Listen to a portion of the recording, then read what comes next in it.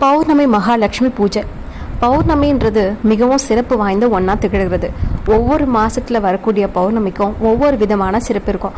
அந்த வகையில் பங்குனி மாதத்தில் வரக்கூடிய பௌர்ணமி என்பது மிகவும் சிறப்பு வாய்ந்த ஒன்றா கருதப்படுது. அப்படிப்பட்ட சிறப்பு வாய்ந்த பங்குனி மாதத்தில் வர பௌர்ணமி நாள் அன்னைக்கு மகாலட்சுமி தாயை வீட்டிலையே வழிபாடு செய்கிற எளிமையான முறையை பற்றி தான் இப்போ பார்க்க போகிறோம். பௌர்ணமி மகாலட்சுமி பூஜை எப்படி செய்யறதுன்னு பார்ப்போம்.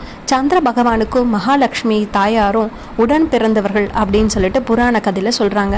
அதனால சந்திர பகவானோட ஆதிக்கம் நிறைஞ்ச இந்த நாளில் நம்ம மகாலட்சுமி தாயாரை வழிபாடு செய்யும்போது மகாலட்சுமி தாயார் அருள் நமக்கு பரிபூர்ணமாக கிடைக்கும்னு சொல்கிறாங்க.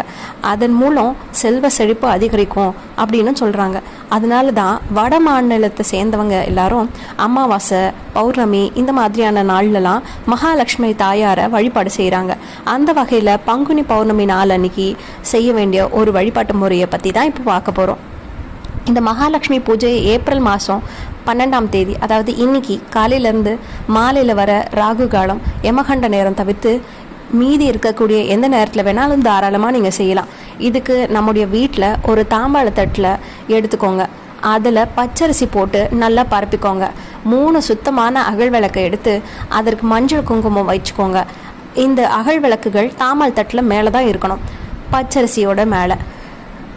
ஒரு அகல் விளக்கில் சுத்தமான பசுனை, ஒரு அகல் விளக்கில் நல்லெண்ணெய், ஒரு அகல் விளக்கில் தேங்காய் எண்ணெய் அப்படின்ட்டு ஊற்றிட்டு அதில் பஞ்சத்திரி போட்டு வடக்கு பார்த்த மாதிரி தீபம் ஏற்றணும்.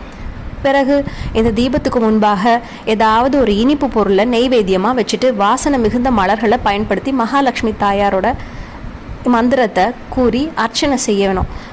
பிறகு கற்பூர தீப தூப ஆர்த்தனை காட்டி வழிபாட்டை நிறைவு செஞ்சுக்கோங்க. தூபம் காட்டும்பொழுது கண்டிப்பான முறையில் நிலவாசலுக்கு வெளியே போயிட்டு தான் நீங்கள் நிலவாசலுக்கும் நல்லா தூபம் காட்டணும். அப்படி பண்ணாதான் நம்மளுக்கு நிலவாசல்லேருந்து உள்ளே வர மாதிரி சொல்கிறாங்க.